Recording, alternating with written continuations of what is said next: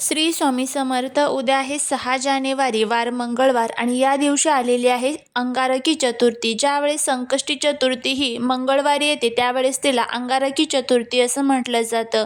आणि या चतुर्थीला आपण गणपती बाप्पांची उपासना करत असतो. गणपती बाप्पा हे बुद्धीचे देवता, विघ्नहर्ता, संकटमोचन आहेत.